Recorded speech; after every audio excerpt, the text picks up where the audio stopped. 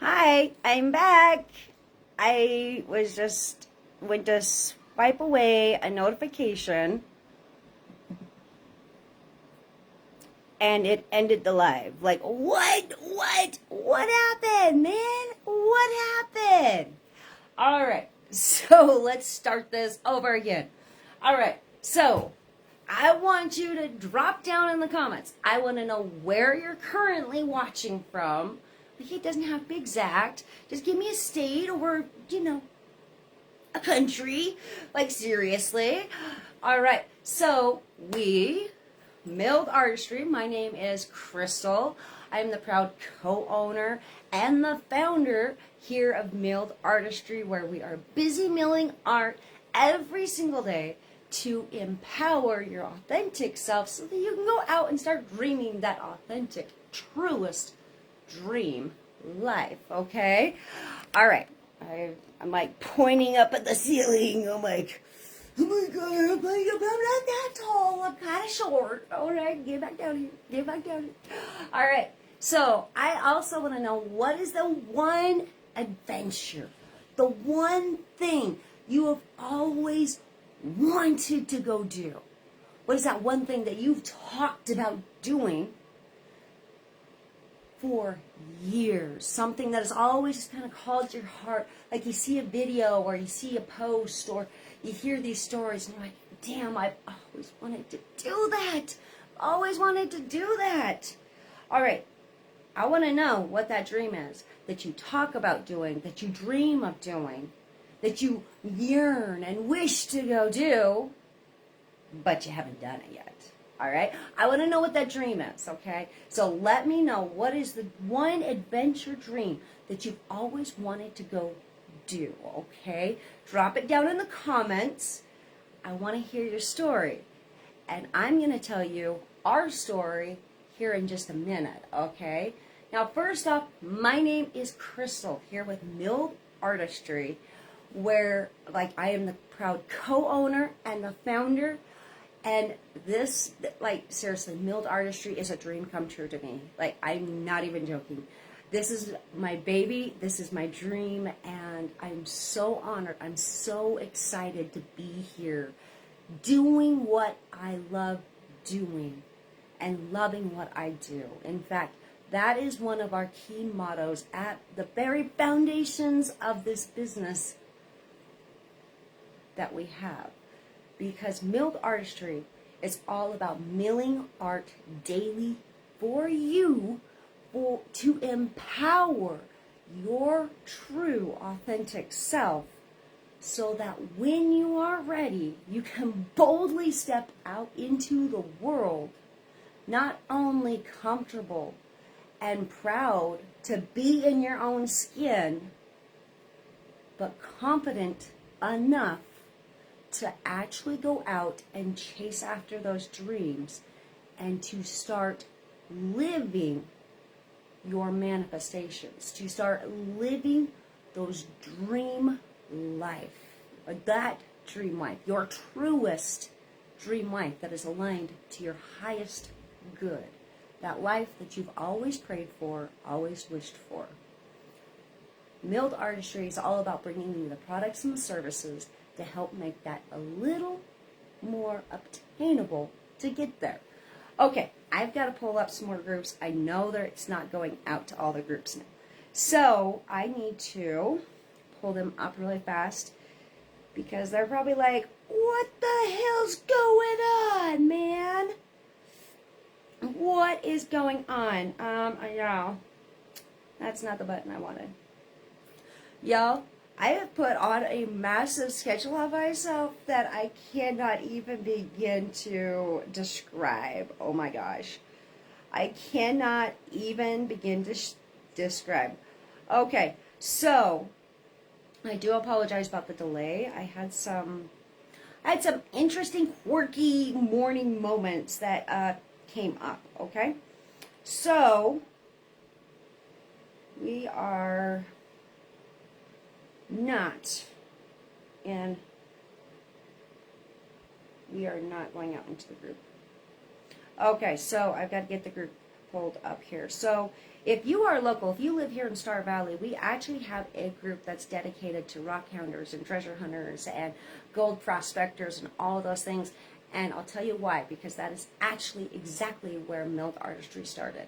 So if you live in or near around the Star Valley area, come get active in the group. Come join us. It's open to the public. It's free to enter. And you get to have access to these weekly classes. And, you know, I've got some cool stuff planned to come out into the group, including, I'm honestly, like, seriously, guys, this is so cool. Okay, I gotta focus for a second. I'm like, Crystal, pull it up. So I've got to get this shared out into the group, okay? Because it's not showing up in the group. And we got to fix that, okay? We got to fix that. So, you know what? We are going to bring in our community too. So, I think we need to have our community in with us too. So, let's bring in our Star Valley Help community as well. All right. And have one last group of people to bring in. And so let's do that. If this will catch up, All right, I want to know what your dream life is that you've always talked about doing, okay? And then I'm going to share you our story of how we started living our dream, okay? Yeah. Okay. There we go. I think we got everybody. I think we have everyone. All right, so that should be everybody. Scar! Yeah. All right, so I've got to set this one up over here. Yeah, I got to set this one up over here. Otherwise, half the time I don't see your comments. I'm just saying. All right, I don't know. It just is what it is. All right, so okay, for roughly about 10 years, Rocky, my husband, and I talked about truly going all in on living our dream life. Okay, hang on. I gotta turn the heater off. I'm like burning up. It was freezing when I first came in and like started cleaning the office up and getting everything ready for this. And now it's like sweltering. All right, so we talked for years about going out. So we used to take yearly vacation trips, but our vacation trips are different than most people's, okay? Our vacation trips are like literally hooking onto the trailer and hitting the backcountry all over the western U.S. Like, we don't know where we're going half the time. We just have a general point of interest that we want to go see. However, there's a lot of research, a lot of planning that goes into every single one of those trips.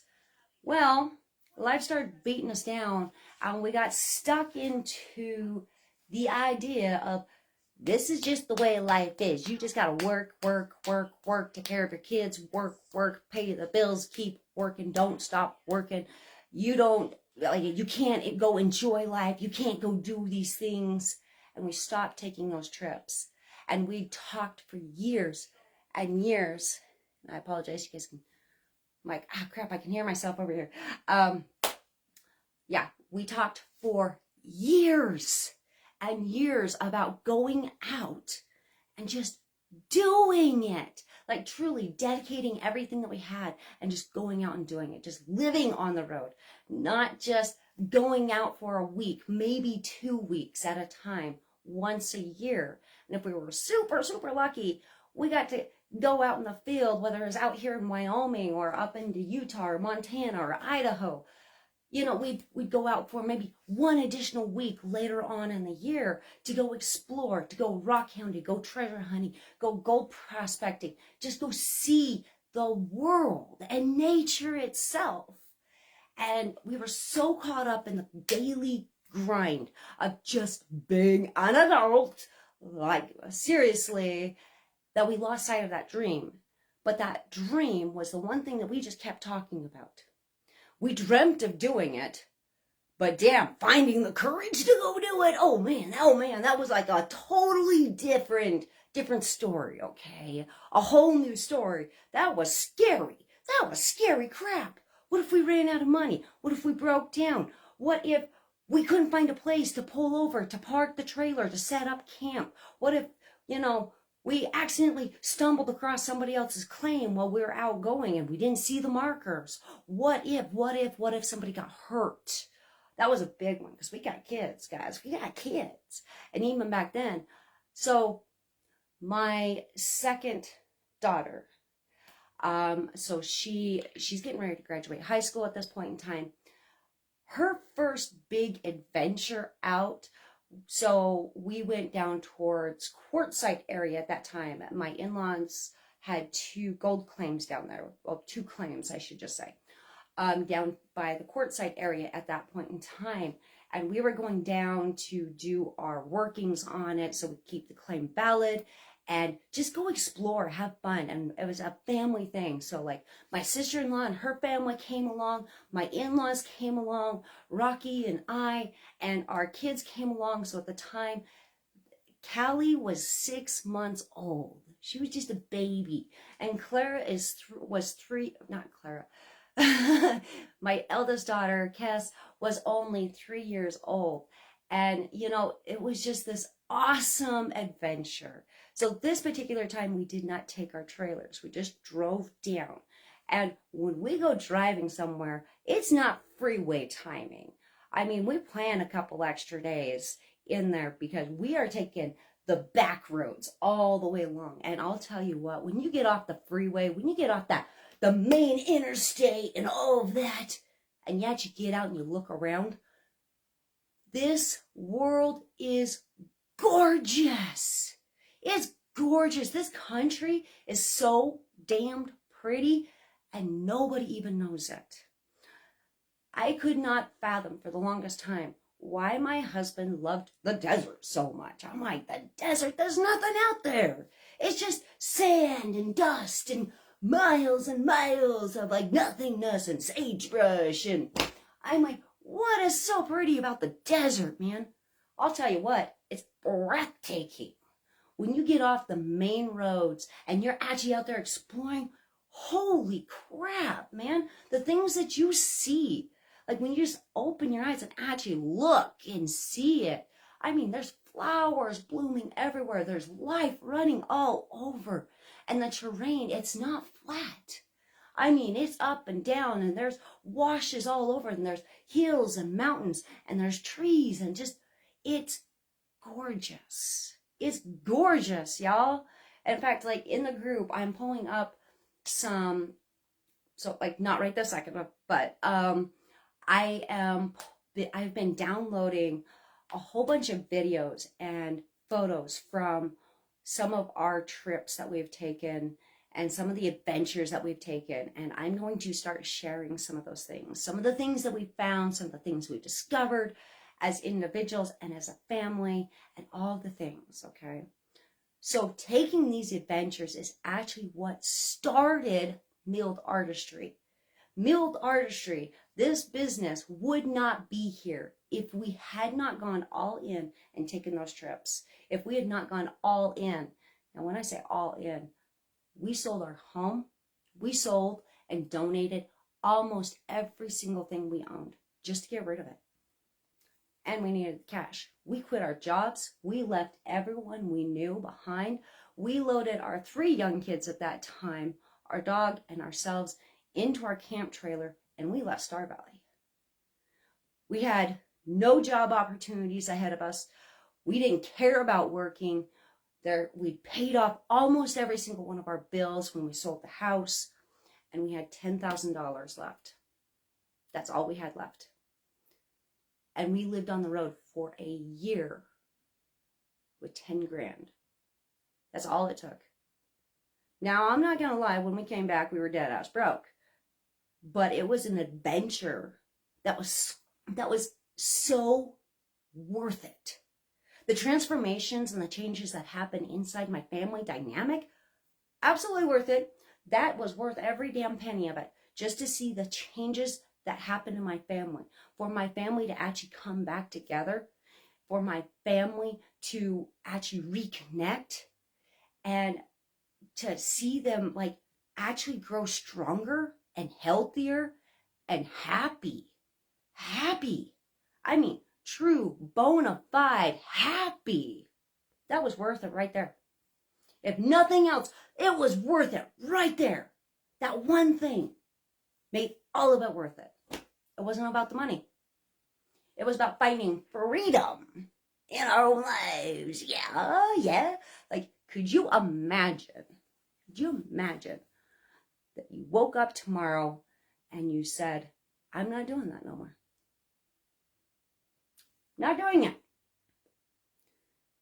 And instead of focusing on those things that have literally consumed your life, you went, okay, how do I get from here to here? Completely flip the book, completely turn our lives upside down and start living the dream instead of living the misery. Could you imagine what that would feel like? Because that's exactly what we did. It's exactly what we did. And in today's adventure class, I'm going to share my expertise of many years of being on the road, whether we just drove and we stayed at hotels, or if we actually just took our trailer with us and camped the whole way, found some of the most extraordinary things, met the most amazing and interesting people ever. Oh my God. Like, the people we met are just, like, there are some of them that are literally, they're just so deeply embedded in my memories, I will never forget them. And some of these people I have not seen in like 20 years. Just saying. All right.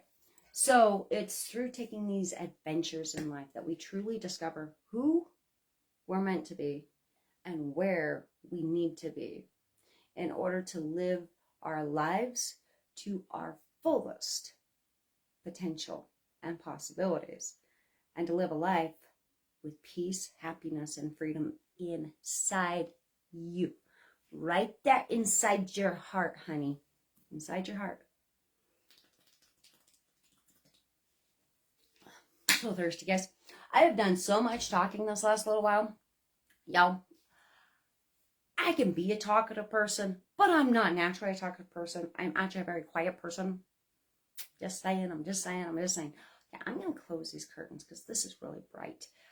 And it's kind of blinding outside with the light shining off the snow. So I'm going to step out of frame for just a second. I'm going to close these curtains just a little because, like, it hurts. It hurts my eyeball.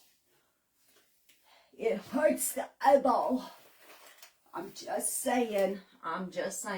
So it might give us kind of a funky little light. It's kind of funny when I start closing these curtains, how it changes the lighting. And with the cameras, you never know. Like, cameras are a funny, fickly thing. I'm just saying.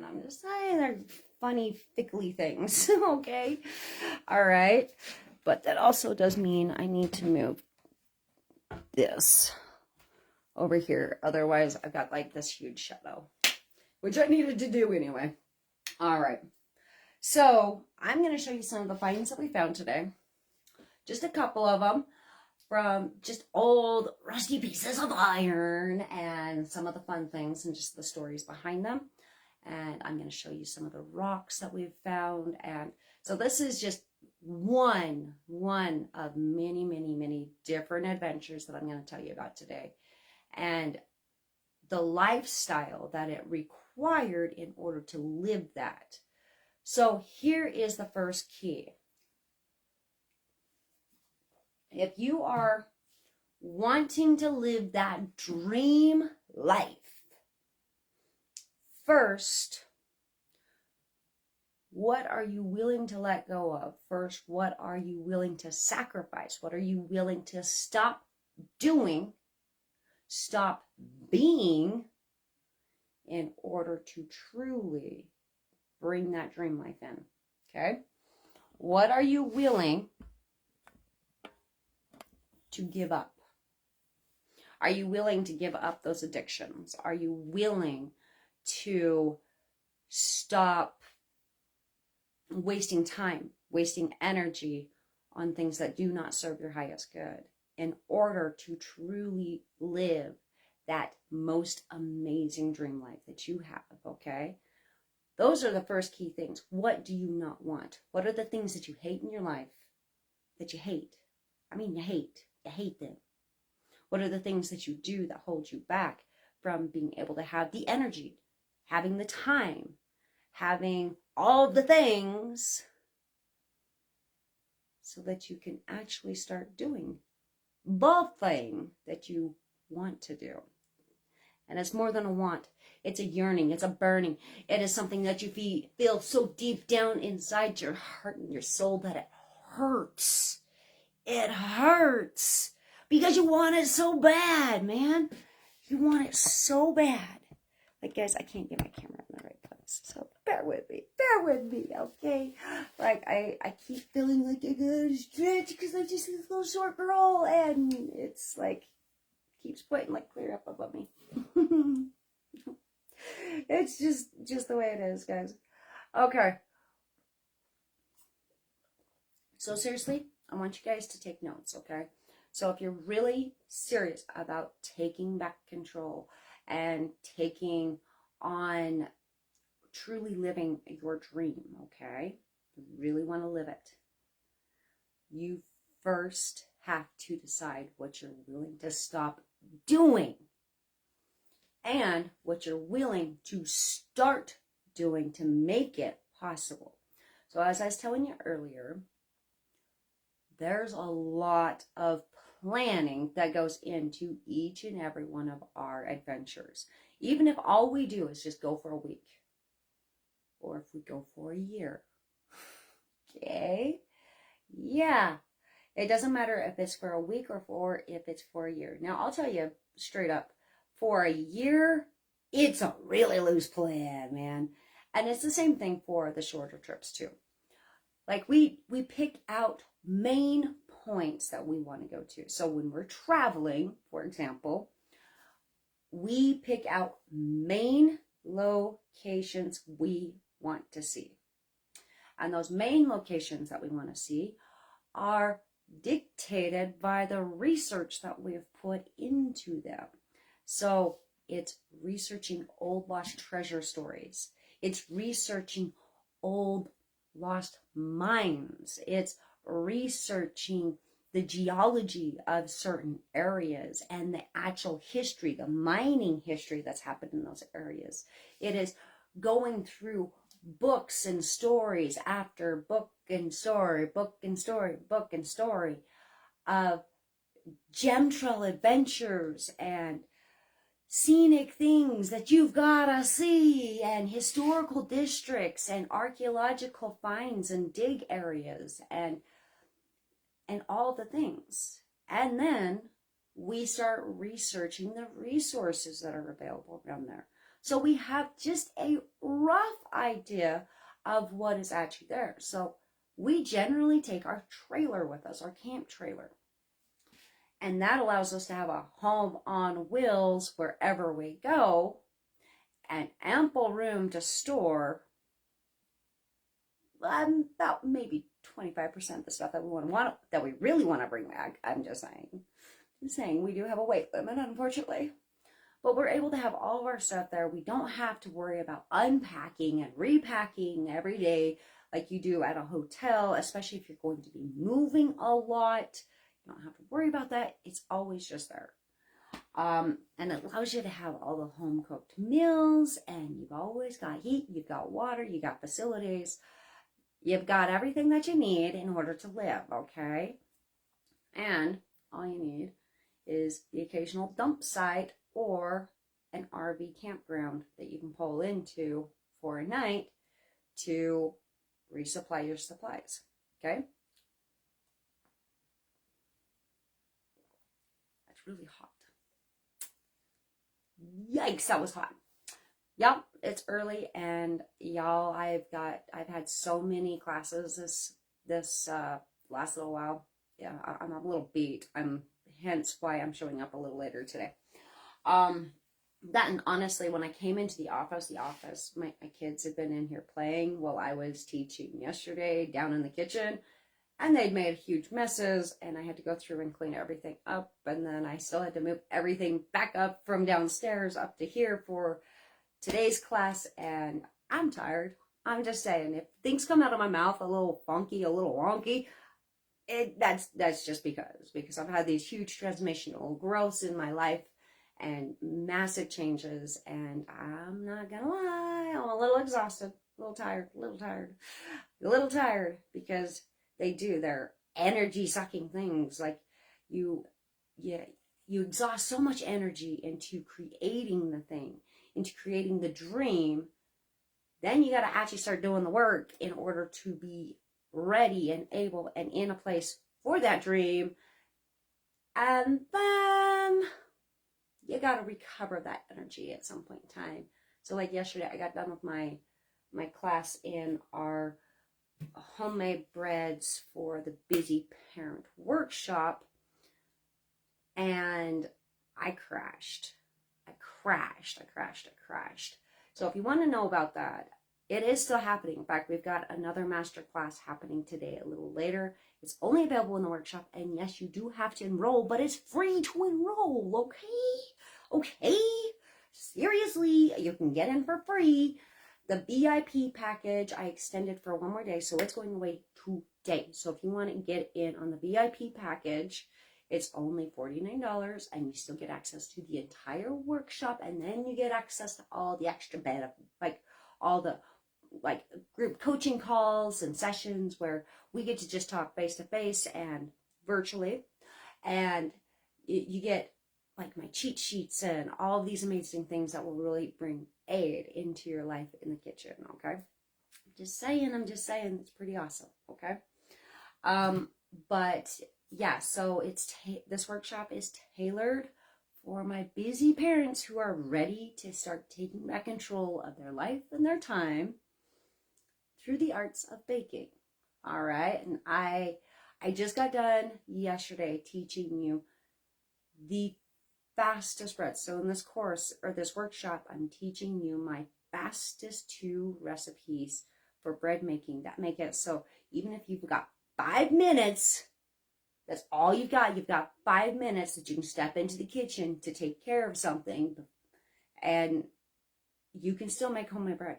Okay, like that. Homemade bread traditionally, like a traditional yeast bread, takes 4 hours to make, okay? And my magic witchy wizard mad skills literally have discovered a way to make homemade yeast bread in 35 minutes. And I just taught that yesterday. So you can get in on the workshop. Enroll over at Milled Archery. It's free to get in, okay? Unless you want to upgrade for the VIP package. Just saying. I'm just saying. All right.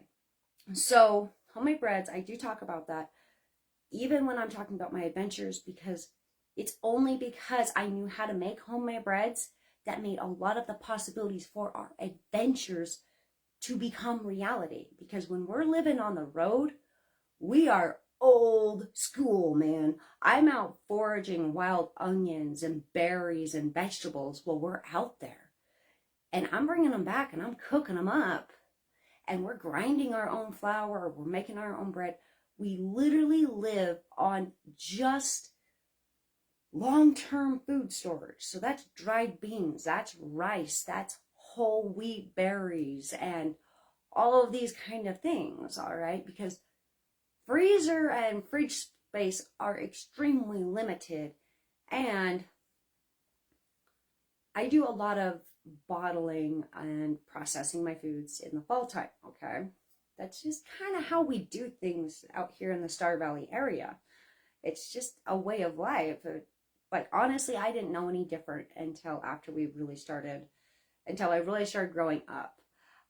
That there was a different way of living, that people didn't actually do that stuff. People didn't go out and fish and like fill up their freezer for the wintertime. They didn't go out and hunt and fill up their freezer with wild, deer and elk and moose and bear and sheep and all that stuff just to feed themselves through the winter. For a long time when I was a kid, I didn't know any different. In fact, it wasn't until I was a teenager that I actually sat down and ate a beef steak.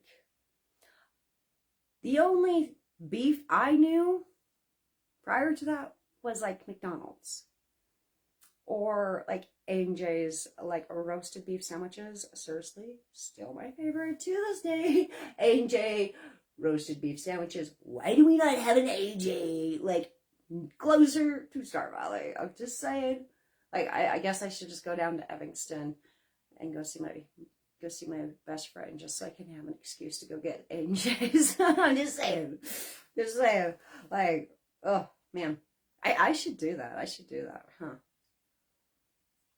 Bets be warned, I might just show up at your doorstep and go, hey, hey, come get A&J's. Like, I need a roast beef sandwich. Like, how the hell you doing, lady? All right.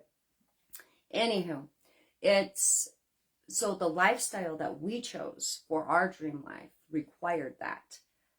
So I had to learn, and in many cases, relearn how to do a lot of old school traditional skills, such as making butter, making bread, different types of bread baking, and like foraging and being able to confidently 100% identify foods out in the field, like such as wild onions. Like you've got wild onions, and then I can never remember the name of their counterpart, but it's one's extremely deadly, one's completely yummy and edible, okay?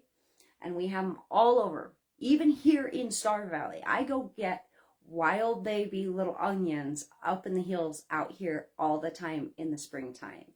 Like, in fact, that's one of the first things I do. I go out and get wild baby onions in the spring, just a few of them. Like, you gotta leave enough for seed and for them to grow some more throughout the summer. And then about the time that you stop going out and harvest, like foraging wild onions and lemongrass and all those beautiful things, and then the snow's gone away enough that you can actually start rock hounding. And we have some phenomenal rocks around here. Like, seriously, y'all, the red jasper and the opal wood that we have here in Star Valley, oh dear lordy, is the most gorgeous stones I've found really anywhere. It is the most beautiful rocks ever. I'm just saying, they're freaking phenomenal. Like, I wonder, do I have like one of them I can show you right here?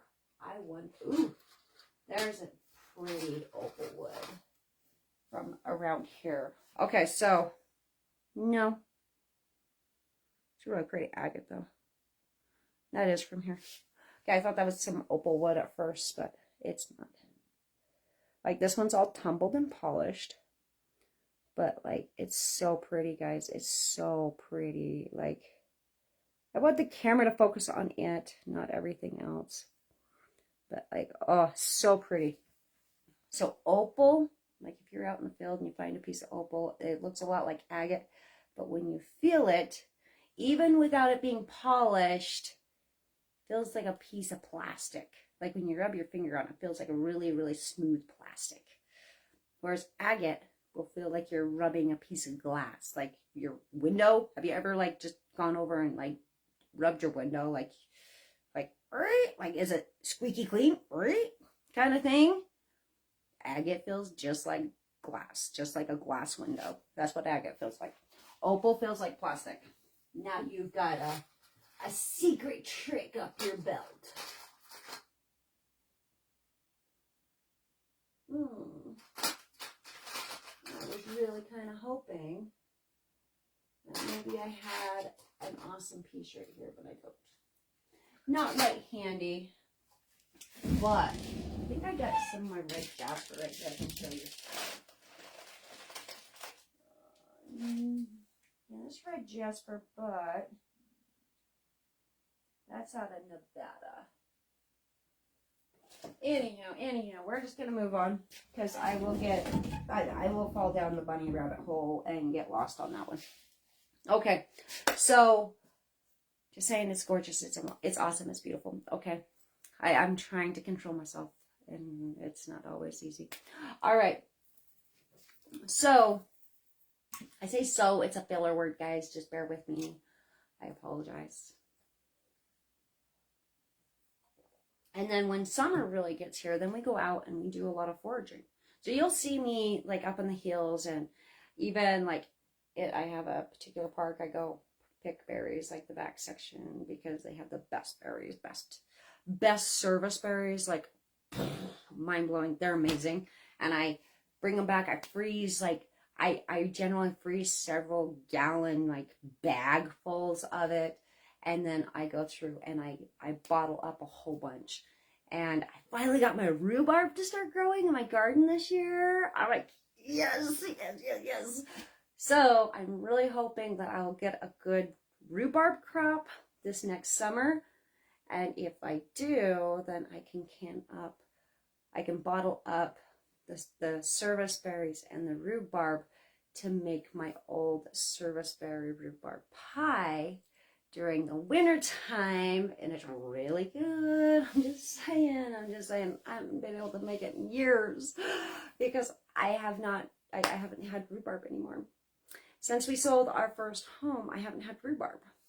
Unless somebody like just took pity on my poor soul and, brought me some. The only problem is like, if you bring me rhubarb and I don't have rhubarb, we're gonna just eat it. We're just, that's so good. That's so good. I grew up as a kid eating rhubarb straight out of the garden, and my kids have grown up the same way too. So they're just as bad as I am.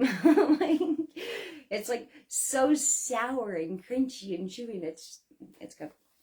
So that's another thing we do. We do a lot of gardening. And like I'm expanding my gardens this year. So we are in this new chapter for us. Like we've already gone out and done the big adventure. And now we're coming back and we're trying to settle back in one location. I'll tell you what, we are already planning this summer some trips. We are going to be getting out this summer because when we came back, we stopped leaving because we broke ourselves like financially, and we had to take care of that, and we had to get a place to live, and in the course of the time, we started our family back over again. And so then we had to learn how to be new mama and daddies, and and we were building our home. And like, so it's just one of those things. But the skills that were required to live on the road took many years in order for us to learn the skills.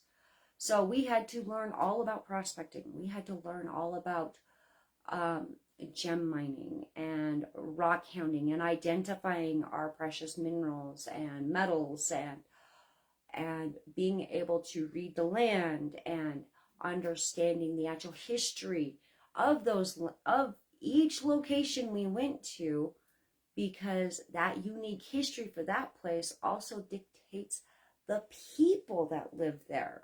So if there's been traumatic things that have happened in these locations, we have to sometimes be a little bit more on guard because they're not so welcoming to outsiders. Even if they are like-minded individuals, they're just like, hell no, get the hell out of my home. This is our home. Like, get out. We don't want you here. Like, go away. Go away. We don't even want your money. We just want you to leave. And, when you've got little kids with you, you do have to be a little more mindful. Like, you always have to be mindful, okay? Always be mindful that you are a guest in somebody else's home. And that includes up in the mountains. Those are not your local mountains. You're a guest. So you got to be respectful of just the way of life for that area and the history that has shaped that life, okay? So, but having said that, I will tell you that the places,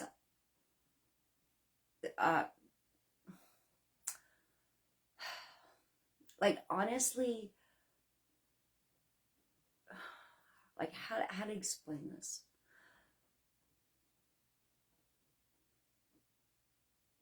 99% of the places we went to over the many years that we've been doing this, the people that we've come across are absolutely phenomenal.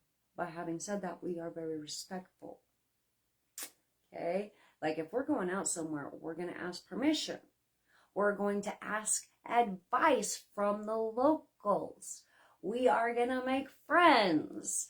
And we don't take any of it for granted, because we know what it's like when people come into our hometown area and they're just like, well, this is how we do it back home, so this is how we're gonna do it here. Nope, that's not all right. Like, not all right. We don't do that here. You do that here and you're liable to get a gun pulled on you. I'm just saying. And it's not that we're not friendly. We're actually really, really friendly. We're amazing people around here. But if you're going to be a punk, you're going to be very rude, disrespectful, you know what? We also don't take no shit. Okay? We'll bend over backwards to help you. But if you're going to be a jerk, we're going to set you straight. And honestly, that's true of almost everywhere. That's pretty much just a universal truth, okay? Which is why we study the history of the places that we go to. Because sometimes that unique history has a way of turning people cold to outsiders. And in other places, like, they've learned to take advantage of the outsiders coming in. So you also got to learn how to protect yourself when you're the visitor, okay? But don't ever go into a place and just, okay, so like never take anything to an extreme, okay? We'll put it that way. Like we're just ranching folks around this area, around where I live. Like we live in the country. This is ranching and farming community. And so a lot of the places that we go to, it's a similar community. So we kind of fit right in. Like we've got our flatbed, like our dually flatbed truck and everything. And I mean, you got a flatbed dually and you're in ranching country and you're driving down the road. Everybody's your friend. They're like, hey, you're like from 5 states away, but hey, how are you? Like everyone's waving, everyone stops to talk to you. It's funny. It's funny, okay? Whereas when we take Frankie, my big black Ford, and we're driving down, we still get a friendly.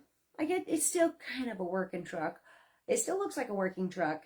I should say that different. It looks like a work truck, not a working truck. It does work. It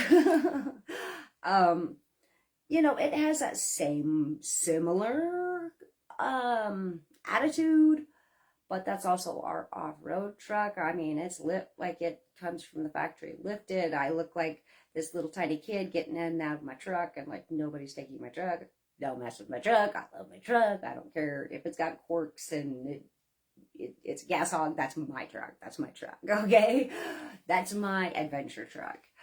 But we get a different response. Okay, so sometimes the vehicle that you drive is can have its own signal as to who you are. Because as much as I hate to admit it, no matter what it is that you're doing, no matter where you go, people are always going to judge by the cover before they even meet you, okay? Okay, yeah. So, it's just the way it is. Just the way it is. Anywho, so let's get to the good stuff. Okay, yeah. Okay, so in the course of the year that we lived on the road, we did a lot of planning before we left. And it took us a year in order to get everything prepared. And even then, like, we bought Frankie,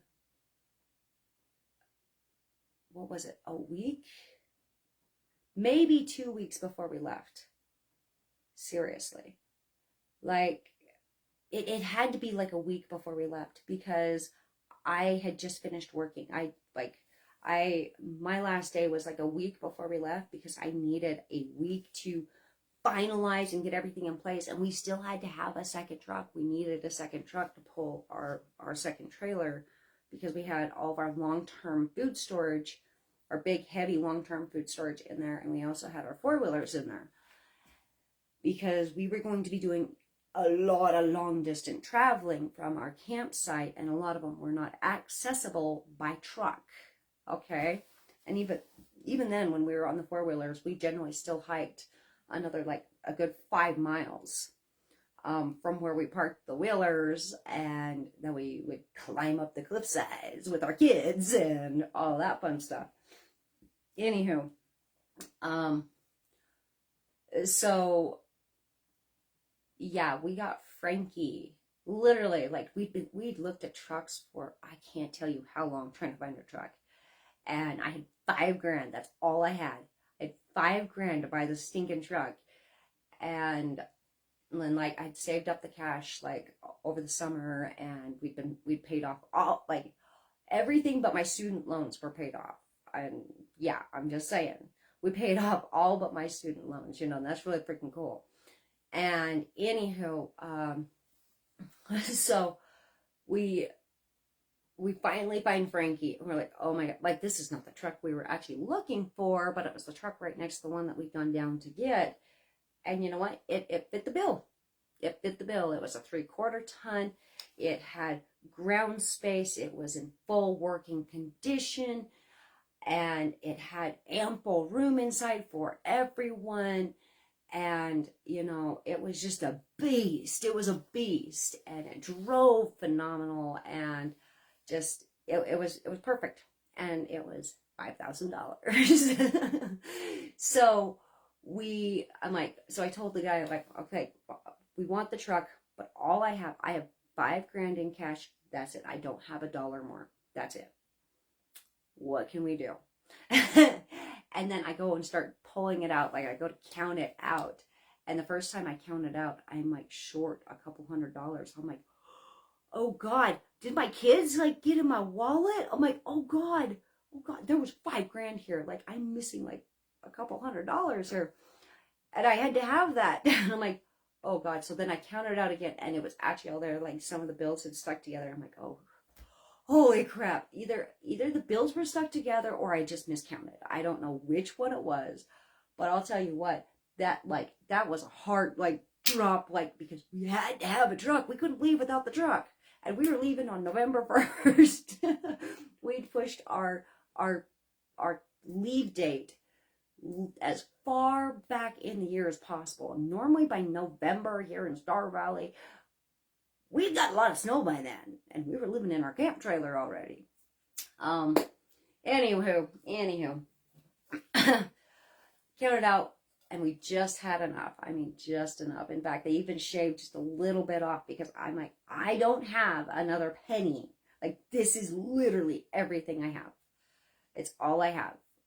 And we got it, and then just a few days later, because I'm sitting there like, how are we gonna get licensing on this truck? Like, holy crap. And like, it was just miracles from the universe coming in, and everything just came in exactly at the right time, exactly as we needed it, and at just the right moment.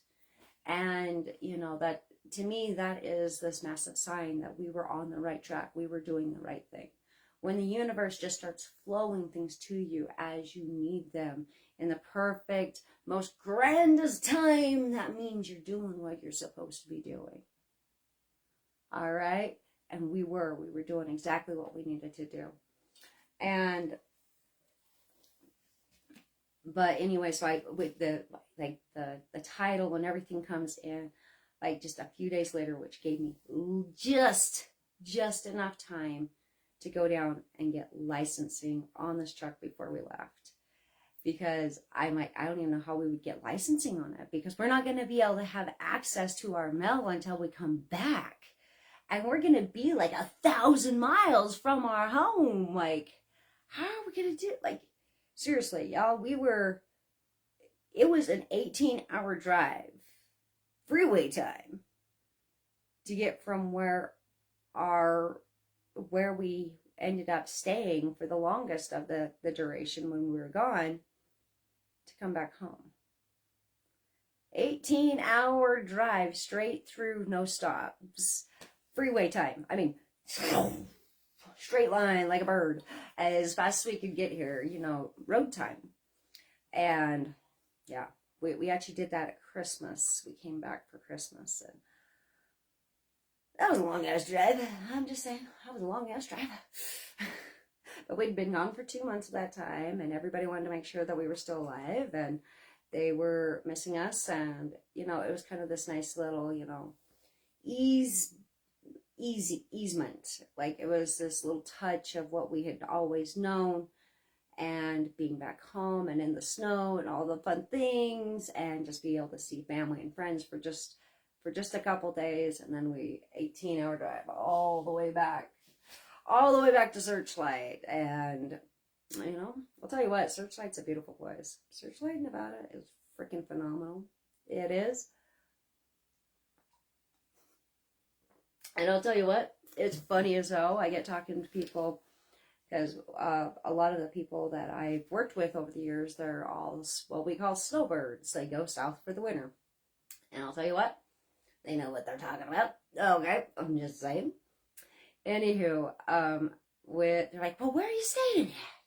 I'm like, we're actually in Searchlight. And they're like, Searchlight? Searchlight? What the hell's in Searchlight? Like, no, you don't understand. It's gorgeous. It's gorgeous out there. And they're like, Searchlight? What the hell's pretty about Searchlight? There's like one building in Searchlight. There's a gas station. Like, no, there's actually a lot of people there. Like, it is. It's just this little tiny town, and it's out in the middle of nowhere. But like, you get off the freeway, man, and it's freaking gorgeous country, and the people are phenomenal. Okay, I'm just saying, they're really freaking awesome. Actually, the people there remind me a lot of the people here a lot. Like, at first, they kind of have like the standoffish guard, because you're just kind of another tourist that's just going through. You're gonna like destroy the area, you're gonna tear everything up and this and that, and then you're just gonna whine and complain because there's not enough amenities and all the things, and and we get that. I can't find my actual chapstick, so bear with me. Like, the only chapstick I can find, I have probably 10 chapsticks, and this is the only one I can find, and the damn thing's gone, but this is the only one I can find. I tell you. Anywho, yeah, it's really funny. Like I was even offered jobs there in Searchlight, and people kept they wanted us to move into Searchlight. They were trying to sell us real estate and all the things. We're like, don't leave, don't go, stay, we love you. And that's just because we went in with a non-judgmental mind. And if you're really wanting to go out on these long, big adventures, you have to be that way. You have to see that everywhere that you go, that they're just people. They're just people themselves. And, no matter where it is that you are, there's always going to be those pre-existing stagnations and judgments.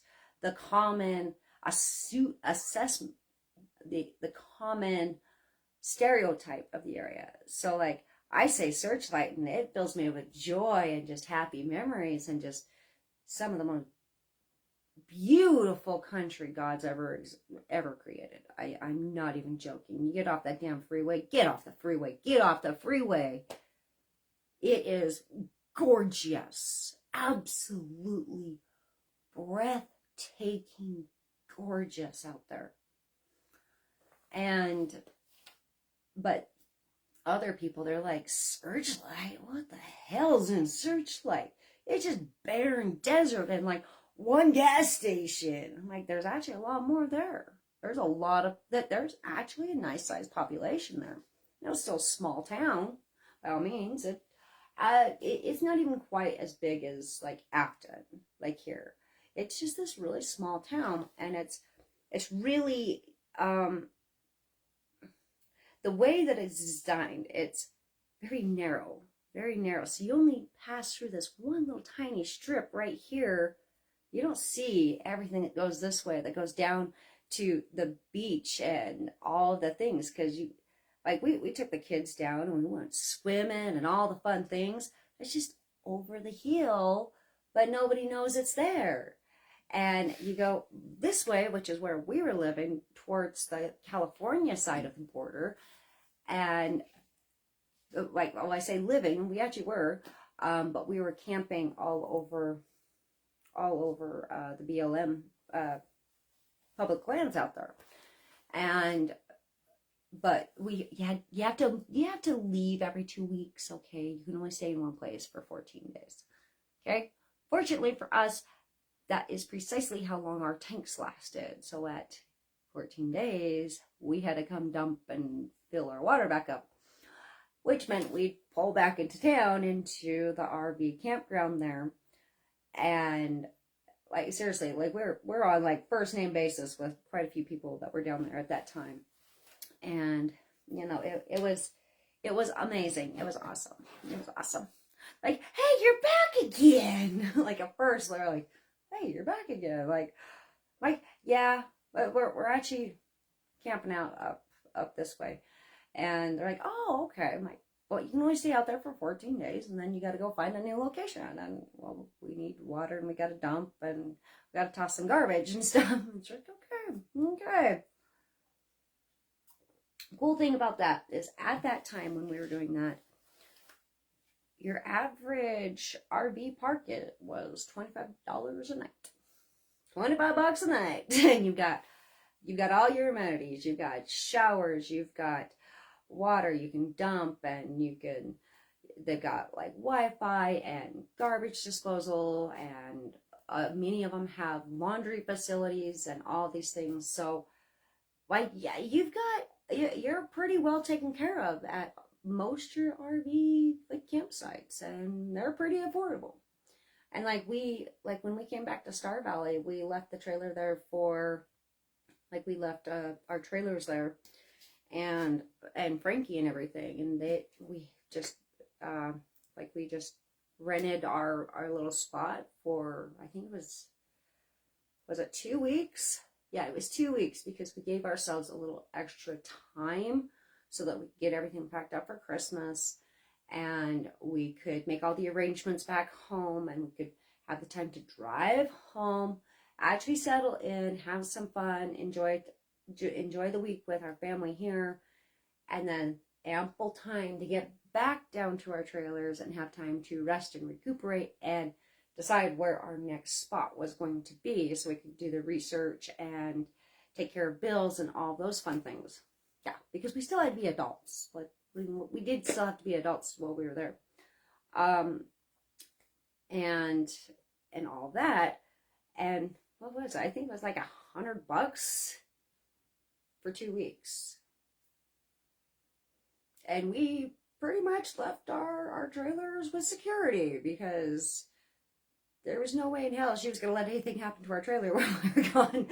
And like, she knew what we were doing, and she's like, oh, that's great. Like, I'll make sure everything's taken care of. I'll make sure nothing happens. Okay. You taking your usual spots again? Mike, yep.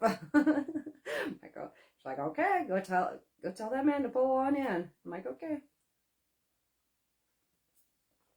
Got it. Like, I think she purposely saved that spot for us, actually, there for a while, like, because we'd pull in, and like, there were a few times like we'd pull in, and she knew when we were coming. Like, she knew if we like when we were going to be coming pretty damn close, and like all the other spots would be filled except for ours.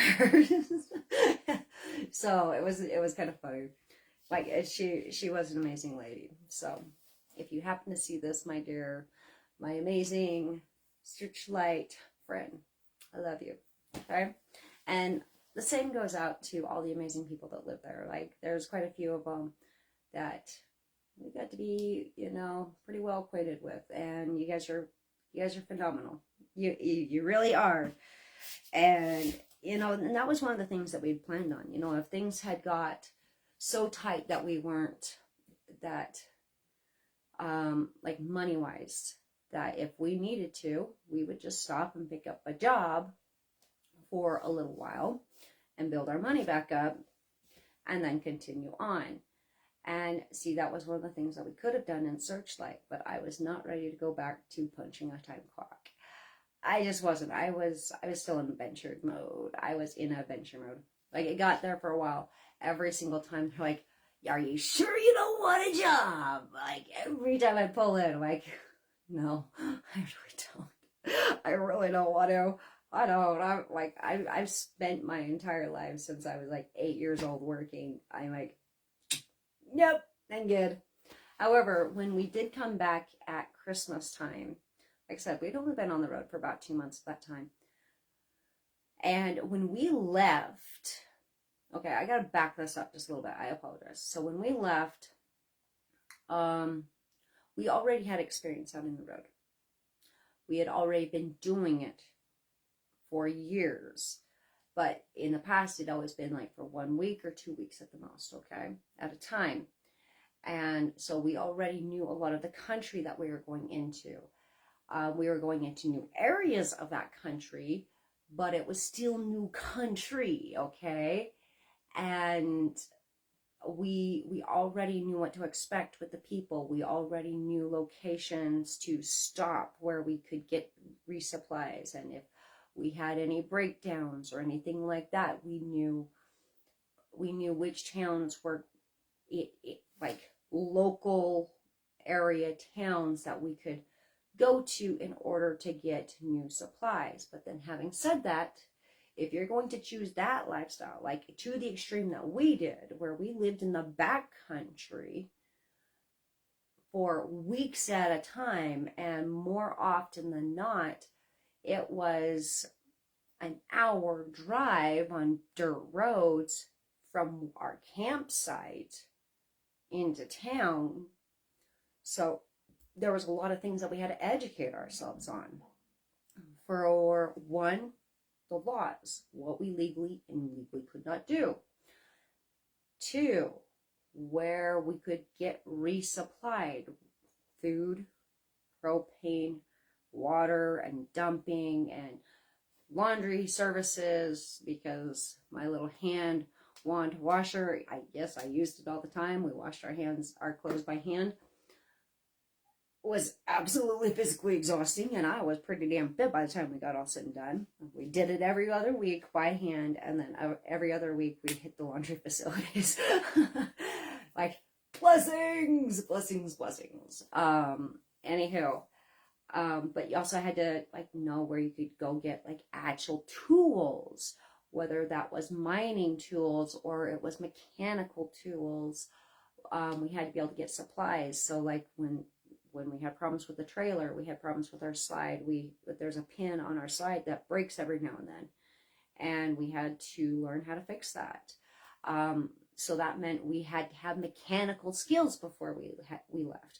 We went out. We live a lot on the foraged goods that we in our diets when we're on the road, which meant I have to know about herbalism, and I have to know about edible wild plants and how to identify and how I can use them, how to prepare them, how to cook with them, because you cook with them a little bit differently in some cases, and you know how you have to handle them, because some plants have poisonous aspects. You can only eat the root. The leaves are poisonous, make you like they're deadly. In other cases, like the outer bark is poisonous, but the inside is like deliciously and nutritious and like calorie packed. And like, so if you find yourself like stranded or lost, or you get hurt or something, and you can find these, this is how you have to handle them, but yet you still have a food source if something happens. We also had to have first aid knowledge, okay? We, so like broken bones, you got to know how to take care of a broken bone. If you fall and get cut, you've got to learn how, like bad cuts, not little cuts, bad cuts. You've got to learn, like, you've got to know how to do stitch. That's not coming out of my mouth correctly. You got to learn, you got to know how to sew someone up if you need to. You've got to have the supplies to do it. You've got to be able to take care of sprains and bruises and how to disinfect and wash out wounds, you know, even if it's just a little scratch, or, you know, what plants to watch out for, because it can literally like stab right through your boots and all the things. And, you know, so there was a lot of research, there was a lot of learning that had to go into it. Also food preservation and how to like dry foods and how to freeze them, how to process them, all of these things, okay? And that made it so that we could survive. A family of 5 and our dog, cover all of the mechanical repairs, cover all of our like additional food costs and fuel and propane and campsites and garbage disposal and all of these things for a year on $10,000. And gas wasn't cheap. Gas was not cheap. It was not cheap. So this was just before the massive gas spikes happened. So the price of diesel and gas was already on the rise, but it was before it like hit that like diesel was $5 a gallon mark. And fortunately, because otherwise we would have been home a lot sooner, because we would have run out of money. We would have ran out of money. It's just that simple. You know, and so there was a lot that went into it. It was many, many years of building it up, building the knowledge, building the skills. It's one thing to know how to do it. It's a whole nother thing to actually have the skills to do it. So we were actively going out and doing these things. They had already incorporated themselves into our normal life. So every fall, I am out foraging. I am out gathering wild berries and wild fruits. Every spring, I am out gathering, you know, the new little sprigs of edible plants up in the hills. Every summer, I'm out rock hounding and I'm studying the land and I'm learning how to read it. We are finding old lost settlements that nobody even knows about, meaning like more often than not, you know, and walking like the old roads and trails and learning and like actually being out there in the field and learning to identify, okay, I know I'm on the old road, so let's look at the landscape. How can I identify this? How can I follow the trail all the way back up to where I know where it meets up above? So it's a lot of hands-on study and skill, and that's not something you're going to do if your heart's not in it. Just that simple. Not gonna do it. Not gonna do it. All right. So, and I'll tell you. So when we sold our home, this is what I started telling you.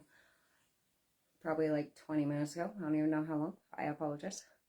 When we sold our first home, we were already planning. We'd already got. So power was going to be an issue, because we weren't going to be plugged in. We were going to be in the backcountry. So that meant the only time we could plug something in to use it was if we had the generator running. And that required gas. And gas costs money. So we only ran the generator for a very small, limited amount of time. And, and like our generator's awesome. Like it's this little itty bitty type thing. It pumps out the power like no tomorrow. And it's quiet as hell. It's beautiful. So when we were... Yes. Can I take your card to go get stuff for my party? Just like a couple things. Let me check balances first. But yes, you should be able to, as long as it's kept down. Okay. All right. So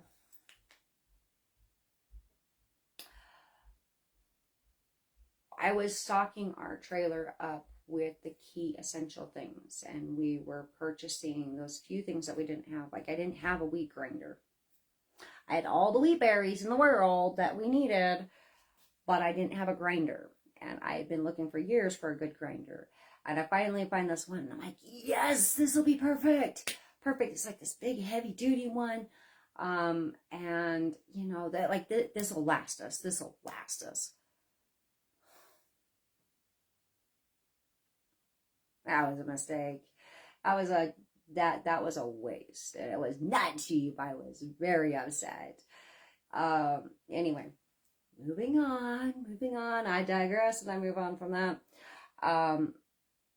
Wheat grinders are a fickly thing. So if you're looking for a wheat grinder, my suggestion is back to basics, the Victorian muddle. It's this little tiny thing. It's compact.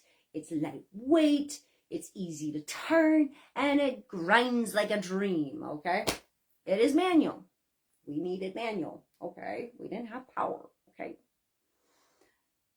But my husband is like, every time he sees that, he's like, I'm going to hook up my drill to that. We're going to do it with a drill. I'm like, you'll burn my grinder up. No, you'll burn my grinder up. It's not designed to turn that damn fast. He's like, my arms are not designed to turn that much. Yeah, we have a lot of stories with the wheat grinder. Like, but the little Victorian back to basics is what I use and what I highly suggest. In fact, I plan on getting a couple more of them as finances allow us and we're able to restock things back up. So I want to have one here at the house. I want to have a backup one. And I would like to have some additional grinding wheels. I do need to get some additional grinding wheels in so that I have them when they're needed. But I also want to get one to put back in our camp trailer because I fell in love with the little Victorian. I did. After that first one, oh dear God, that thing weighed like 50 pounds. I'm not even joking. It was solid cast iron. And I had like no place to set this thing up because like you had to clamp it onto something. Because it didn't have a base. There was no base. It clamped on. And so I'm like, crap, where the hell am I going to put this? Like after I actually pulled it out. We're in the field at this point in time. So we were literally outside of no man's land in Nevada. That's actually what it's called. No man's land. Okay? So we're outside of there, so it's outside Mesquite area, okay? Gorgeous place, Gold Butte, absolutely gorgeous place, okay? And so we're out there, and it's like a 45 to an hour long drive into Mesquite, which is where your main facilities are, and like we needed flour, and it was Thanksgiving. I needed to make bread up and all the things, and it's just before Thanksgiving, and I'm trying to get everything prepared because I wanted us to have a nice Thanksgiving, meal, because we were still celebrating holidays while we were out there. And yeah, pull out the grinder for the first time, I'm all excited, and I'm like, whew. Like, I'm not even joking. This thing was at least 50 pounds, and it was just obnoxious to hold on to. It was big, it was obnoxious to hold on to, and I'm sitting there like, where the hell am I going to put this? So I finally actually end up hooking it, like clamping it down on the back of our four-wheeler, because it was the only place I could find that I could actually clamp it on, because I couldn't clamp it on anything inside my trailer because my trailer was not designed to hold that much weight in one little spot. And I put it on there, and the whole four-wheeler just goes like it is like the one back side is just completely down. And I hook it up and I start grinding some flour, or I put the wheat berries in, I start grinding, and it's really, really coarse. So I'm like, okay, so I turn it down, grind a little bit more. It's getting a little harder, a little stiffer to turn. And it's still really, really coarse. So I turn it down some more. And I finally get it turned down enough that it's actually coming out as a flower. And I mean, I am like, I mean, it was all my strength to turn this damn thing. And I get, what was it, like 3 grains in, and snap! The gears inside completely shattered. And I'm like, I'll tell you what, when you go shopping in Mesquite and you're accustomed to buying big bags of flour, they don't have big bags of flour. They have little bags of flour, and that's all you're gonna get. So I like, yeah, when we went in, I'm like, okay, I have to go to town to get some supplies before Thanksgiving, before everyone shuts down for Thanksgiving. And like, we're out of flour. We're out of flour, and I just broke the grinder. And I'm like, we have to have bread. Like, we have to have bread. And so we go into town, and which was an ordeal. It was an hour drive out, an hour drive back in, rough ass roads, gorgeous country, amazing people. And we go into town, and I'm like looking at the flour, and I'm just like, fuck. I'm like, how often do I have to make bread? I literally, that's how I bought the flour. I had to stop and go, how often do I have to make bread? That was my question. Because the amount of times I had to make bread was the number of bags I had to buy, because they were like the little tiny bags. And I needed 1 bag per batch of bread. Like, that's how much flour it took for a batch of bread. So I'm like, yeah, your little 2.5 pounders gives you 1 batch of bread. Okay, it gives you 2 loaves of bread. That's what it makes, 2 loaves of bread. So and finally I find at least some like little 5-pounder bags, and I'm like, okay, well, that, that's a little better, because I'm like, oh god, I'm gonna completely clear the amount of flour. Because we're not coming back into town for another 2 weeks. Like, holy crap. And I'm trying to make Thanksgiving dinner. I'm like, I want to make pie. Yeah, that was interesting. So we had really limited everything down to bare bone basics when we moved into the camper.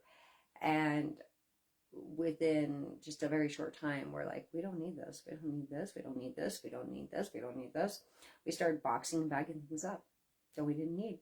We put it in the other trailer. And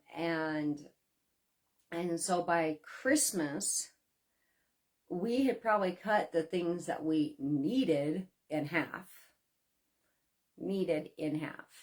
And, and we had a lot of stuff. Like, there's 5 people in there in the trailer, and we're homeschooling the kids. We had all their homeschool books, and we had, all of our own personal paperwork and finance paperwork and all the things like that, because we still have to be adults and do our taxes and all those things, and record keeping and all the things, and just for our own personal selves. And so when we came back to Star Valley for Christmas, we'd been gone for 2 months. We not only brought Christmas with us, but we brought a whole bunch of stuff that we did not need. We brought several bags and boxes back with us. And after we go back, within another month after that, I had already started bagging and boxing up more stuff that we did not need, that we had still held on to because we thought we still needed it. No, we didn't. So, moral of the story, when you do start packing up and planning for the things that you need, cut it in half. yeah, bring sewing stuff, bring first aid kit. You need lots of first aid stuff, water treatment, like whether it's tablets or the straws or like the filter bottles, things like that. You want portable, drinkable water items. Always pack water with you. Bring water with you, okay? So water's heavy, I know, but bring extra water with you, like containers to hold water. That was one of the first things that we had to do. We had to get additional water jugs, like big storage water jugs. So by the time we hit Searchlight, that was one of the things that we went and did, is we had to get additional water, because like when we were staying out in Mesquite, we stayed there in no man's land area, Gold Butte area, for about a month. And yeah, water was an issue. Yeah, it was. Hi, baby girl. Mom, can I have no water? Mm-hmm. Yes, you can. Just give me a second. Please don't touch, because my computer's open, okay? Yeah? Why is she down here? Because mommy's working. Okay, some other things that you're gonna need paperwork. If you've got kids, you've got to have all your homeschooling stuff, and you got to have the paperwork to go with it. And that varies depending on the state. So we were Wyoming residents, so we were with the Wyoming regulations and all that fun stuff. And you've got to have backup plans. So if something goes wrong, what's your backup plan? Like with us, if we ran out of money, you're standing on my stand. Thank you. So like money was, one of those things. So our backup plan is if money became... Mom, can you open this? Yes, I can. So if we started getting short on money, our backup plan is that we'd just stop and pick up a job wherever it was that we were or that we needed to be, and we would just stay there for a while, and we would work up the money. I messed up again. I'm pointing up at the ceiling again. I feel awful short. So, and you've got to know your laws. You got to know your laws, and you got to research that stuff if you are going to be living that extreme of that dream. You've got to know how to take care of yourself. You've got to know how to find food if you can't get back into town. There were quite a few times that we got stranded out in places, and we were actually there for longer than we were supposed to, but you couldn't leave. Like there was flooding, or there was almost like tornadoes going through the desert valleys, and I mean dust storms that you can't even believe, and they'd last for days, and you can't leave when it's like that. Or there was one time, and see, this was like Christmas time. We were in the Searchlight area still, and we went shopping. We went Christmas shopping. So we'd gone down into Bullhead City and all that, and the Rocky and the kids caught this nasty sickness. And I got it too, but it didn't really affect me. Whereas Rocky and the kids, we were talking about this the other day, and they're just that is the worst sick I have ever been. They still remember this. And Cal was, 8? Yeah, she was 8 years old, and she still remembers how god-awfully sick she was during this time. So you've got to know how to take care of illnesses, and you've got to know how to take care of the things. And when you've got very limited resources, what are you going to do if the sick, someone gets sick and it gets worse? What are your limitations? Are you going to run to the doctor every single time? Are you going to let nature do its thing, take its course, and give it time? Or are you going to, run every second? Or are you going to wait until it is obvious that, additional help is needed and all of those things? So you've got to know how to not only take care of your physical, mental, and emotional and spiritual wellness while you're out in the field doing these things, but you also got to be very firm and aware of what your boundaries are, how far you're willing to let an illness go before you go seek help. And you've got to have the resources and the money in order to pay for that help. So you have to plan for these things, and you've got to you have to know the land, you have to know the history, you've got to actually get out there and interact with the people. And seriously, y'all, we made some of the most phenomenal friends while we were on the road. It was every single time we have actually gone. And the funny thing is how often for so many years, many years, we talked about doing it full time, just doing that. And I'll tell you what, there were so many times people, even other RVers that we'd be camped out next to them, and they're like, yeah, we're actually really thinking about just doing this full time. And they're like, you can't do that. Are you crazy? You've got kids. And I'm like, so? Homeschool. Homeschool? Oh no. Only losers are homeschooled. Weirdos are homeschooled. I'm like, what the hell are you talking about? For how many hundreds of thousands of years was homeschool the only school? Seriously. And at that point in time, homeschooling had a really, really bad rep. Now, since we've had COVID, homeschooling has a very different viewpoint. Okay, very different viewpoint. And I still have kids, and we still have school-age kids, things like that. So, we have to be, that's one of those areas that we have to incorporate in.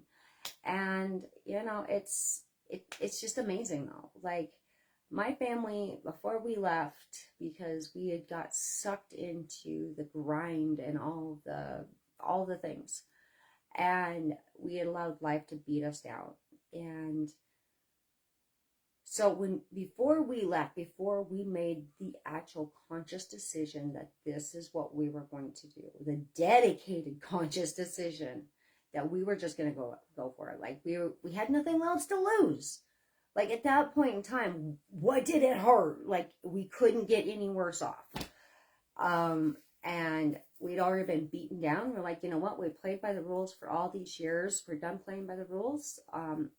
We're just going to go do the dream. It doesn't matter what anyone else says. And I mean, everyone. I'd say out of the hundreds of people that I worked with at that time, all the time, maybe 5% of them supported me. The other, the rest of the 90-something% was like, you can't do that. You can't do that. And I'm like, well, why? They're like, well, because this. And I'm like, well, here's my solution. And they're like, but you can't do that because, and it didn't take long before they didn't actually know why I couldn't do it, but they were desperately trying to figure out a reason why I couldn't do it, because I had an answer for all of it, because we truly had thought it through, and we'd already planned for all these different scenarios. Plan for the worst, hope for the best kind of thing, okay? We already knew the possibilities of what could happen, but we also knew the possibilities of what could happen. And, and we knew the stats. We knew the possibilities of this actually working out. And what ended up working out is something very different than what we thought. We actually planned on starting the business when we came back after the adventure. But did it start off like what we were planning it to be? No. Has it turned into something that we had planned into? Oh, absolutely not. This is such a far different cry than what we had originally imagined. Such a different cry. I mean, like night and day. But I freaking love it. It's something that's amazing and beautiful and empowers our family. And when we left, like before we left, it was just knuckles to the grindstone. And like my own family didn't even know who I was. My own children didn't know me. They didn't know me. Like I was just that mean ass woman that made them do their homework and would come read a book with them at night and put them to bed. And I'd yell at them in the morning because they weren't getting up to catch the bus. And I had to go to work. And it was madness. Like my home was so full of just fighting and anger and stress and disconnection. That it was an ugly place to be. It was an ugly place to be. Like, and we had so much to be grateful for, but the stress and the requirements for that life were so extreme that it was beyond words depleting. And I know there's many of you that can relate to that right now. Many of you. And just the difference that happened when we made that shift, that decision, there was just this huge weight, this physical weight that lifted off our shoulders. Because we were no longer just working and giving everything we had for somebody else's cause, but we were giving everything we had and working towards our own cause, the thing that lit us up. Okay? And that's pretty extraordinary. And so just that one shift made a difference. And like we sold our home before we even had it listed. Like, bam, here you go. Like, we got all the construction. Like, we didn't even get to live in our house when we finally finished the damn thing. We had been in that home for 10 years. And the entire time had been like under remodeling and construction and just like fixing it back up from the original, situation it had been in. And 10 years of every extra penny we had fixing this home up. And we didn't even get to live in it. We got to live in it for 1 week after we finished it. And I mean, we've completely transformed that entire home. We put our heart and souls into that home. Blood, sweat, and tears, and every single penny that we had, and creative ingenuity to make it, just wow, like a place that you can walk into and just feel comfort and at home and just, oh. And then the people that bought it from us destroyed it.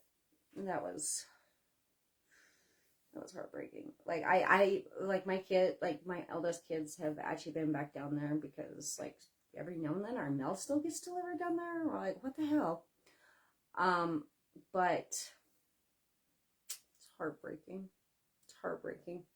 It is. They're just like, Mom, you wouldn't believe it. Like it like there's like holes in the walls and everything else. Like, oh my God, are you kidding me? Oh my God. But, that's in the past, and that's not our past anymore, and that's not our story anymore. But it is hard to see something that you've built up be destroyed. To not be loved and cared for like you did. It is a hard pill to swallow. But when we as we were just finishing up moving out, like I had yard sale every day. Like we were just selling everything. And part of that was because we actually needed the money. Like every little extra dollar, was going to go a long way and make a big difference while we were on the road. And then on top of it, like we couldn't keep all this stuff. Like we had an 8x10 storage trailer. And that was all we had for storage. So anything we kept went into that trailer, and if it didn't fit, we didn't keep it. And we filled that trailer up. We filled it to the backs and even a little bit more. And that was our trailer for the next like 5 years. That's where our storage was. No, it wasn't 5 years, but it was for a good long while. It held a lot of our stuff, because until we actually got moved into this house, there's a lot of it we couldn't even unpack because we didn't have room for it, and we couldn't permanently set it up in like the location we ended up renting when we first came back to Star Valley, our little Christmas like home. I still love that house. I still love that house. In fact, we were gonna buy that house. Yeah. So moving on. The difference, like, just when that trailer pulled out, because we donated an entire horse trailer of stuff, filled that horse trailer up with all the extra stuff that had not sold in the yard sale that we didn't have room for. Just got rid of it.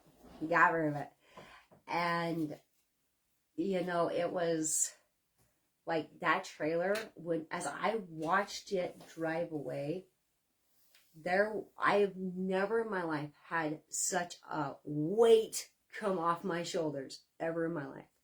And it was just stuff that I didn't even realize that having stuff like put right down in my pantry storage room, that it was nice and clean. Everything was put up. Everything was in these nice totes and all these things, nice and organized. There was so much stuff down there. And it was just junk. It was just stuff. I didn't know that just having that around weighed me down. And in fact, I swore, like, when that trailer pulled away and I felt that release, I was just like, oh God, I can breathe. I don't have to worry about any of that stuff anymore. I will never let my home get filled up with so much empty stuff that is not useful, that we don't need. In fact, my daughter, like, she's married, she's moved out, and all the things, like, her room has filled up with all of the kids' extra clothes over the last few years. And I'm starting to feel that same stress of like, oh my God, like, we've got to get rid of this stuff. It's just stuff. It's clothes that we can't even use anymore. So if you're local and you're looking for some clothes for some kids, like young women, and we've got some gentlemen stuff, like we've got some guy stuff and like little kid stuff. If you need some clothes, let me know. Okay, seriously, like just let me know. Like, I can't. Like, it needs to go. It needs to go. We've got boxes and boxes and bags and bags. Like, the whole room is full. I can't even use that room because it's full of clothes. Like, how did we get this much clothes in like 3 years' time? Like, what the hell happened? Like, no. I will not allow this to happen again. And so, if you need some clothes when you live in the Upton area, I'm just saying, like, you can come have some. Like, there's some real cute stuff in there. They're all in good shape. Anywho, but yeah, like, I did not know that was affecting me so damned badly until that trailer left. And it was just stuff that we just donated. Seriously, it was just stuff that we donated, and it was just this huge relief. And like, I see, like, even with like my own folks, and like, they've got 60 years of stuff that is accumulated. And like, seriously, right, Brenda? Seriously. And like, my little sister was talking the other day, and she's just like, you know, when the time comes, I'm terrified to have to go through mom and dad's stuff here. She's like, what the hell are we ever going to do with all this? She's like, I don't, like, it is a source of anxiety that I can't even describe. And I'm like, I know. My dad's got some cool stuff. I'm just saying. But it's all construction stuff. You know, my dad has been building homes for the past 60 years. You know, and so it's 60 years of construction stuff and tools and supplies, and, you know, and just some of these really unique, fun things. And my dad has a little bit of an addiction to auction buying. So he's like, ooh, look at it. I can get an entire trailer load of all of this miscellaneous construction stuff for like $100. Like, I know I can use all that stuff. And it's like, Dad, like, where the hell are you gonna put it? Where are you gonna put it? Like, he's gotten better over the years, but like my dad used to be really bad. Like, it was like an addiction. I'm not even joking. But we still have all that stuff. And like, yes, he's used a lot of it. He's used a lot of it. But stuff, just stuff. If you are wanting to start living your dream life, start getting rid of it. Donate it. Sell what you can and donate the rest. Because I can guarantee there's other people that can use it. So seriously, if you're local and you need some clothes, I've got quite a few things. Like, seriously, can check out my personal page, and like, I'll kick on and do another live sell, and we'll just get rid of some more of that stuff. But you gotta follow me, like actual me, not Mildred Crystal. You gotta follow me. Anywho, yeah. So, like, the accumulation of stuff. It is mentally. It lives in your brain. This is the science behind it. So everything your brain stores everything that's ever happened, everything you've ever done, sight, taste, smell, feel, experience, emotions, all of that is stored away in our memories, okay? And when you have stuff that you've put away in a place and you're like, well, for right now, we're just going to put it here. I've lost signal. I apologize. There we go. We're back. Okay. So we're just going to put all this stuff over here, and there goes signal again. Hi. I'm back. All right, I apologize. So we're going to put like all this stuff over here. Maybe we're back. Okay, I think we're back. Okay, so we're just going to put this stuff over here for now, and then we'll come back and deal with it later, Like, I don't physically actually have the time to take care of it right now, to go through it and do what we need to do with it. So instead, we're just going to put it over here, but then you don't realize a week goes by. A month goes by. And in that, like sometimes a year, multiple years, and you just keep bringing stuff in, you set it in there, and pretty soon you've got walls and mountains of stuff that you've never even used. Or you've used it one time and you put it away like, oh, that was really great. I like that. Okay, but I got to find a place to put this. So you put it off in this one location just as a temporary thing, but then it never comes back out. Here's my suggestion. If you are looking to start living the actual adventures that you've been dreaming of, start with getting rid of the stuff. And you're going to find this massive release that you've never even known that you were carrying along with you, that you didn't even know. You didn't even know that that's what was dragging you down so much. Like, I had no idea. Like, it actually gives me a sense of anxiety when I start seeing stuff piling up, and I'm just like, nope, we're not doing that again. Nope, not happening. Nope, nope. Like, it does, it triggers me. It actually, like, has this psychological trigger, because in the back of my mind, I'm still holding all those things, all those boxes that I haven't taken care of, that I'm not using. I'm not using it, but it's still there. It's still weighing the back of my brain, and it actually slows your cognitive activity, because it's like all those back files on your computer. You got to go through and clear out the history. You got to clear out the cache. You've got to delete, unnecessary files every now and then, because otherwise you're going to overload your computer. Your brain works the same way, and all those things. So the first thing is, really get serious about what it is that you want to do, what you're willing to sacrifice, what you're going to stop doing, And what you're going to start doing, you're going to replace this habit for this habit. This one is in the interest of your highest good and your dream. This one, maybe kind of weighs you down and takes you away from it. Setting those firm boundaries and learning the education that you need to know, learning the skills.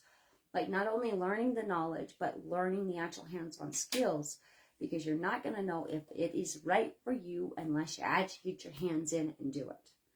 It's one thing to learn from a book. It's a whole nother thing to actually go out and do it.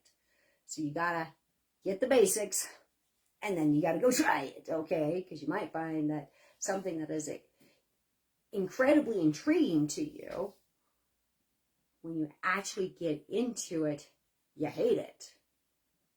Like that was like me in sociology. Like I find sociology incredibly intriguing and fascinating, but I'm an anthropologist. That's what I am. I'm an anthropologist, and sociology and anthropology, we have two different ways of seeing things. Like I'm just saying. So like one of my main major actually in college was cultural anthropology. And what that is the study of mankind, basically. It's the study of cultures, which is very similar to sociology. Blah, blah, blah. But the one is the mental study of these things, and the other is the actual like back history that caused that form of tradition and thinking and practice to come to life. One is just like the mindset and how society influences us, and the other one was like actually living through it.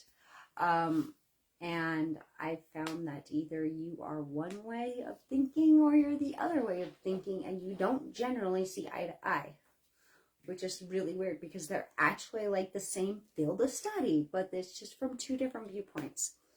Anywho, like you don't know what you're going to love until you actually do it. Yes. Very good. Now put the lids back on my markers, and please don't draw any more cards. Okay. Those are all my business cards that you guys keep coloring. Okay. Bleh. Lids back on the markers right now. All right.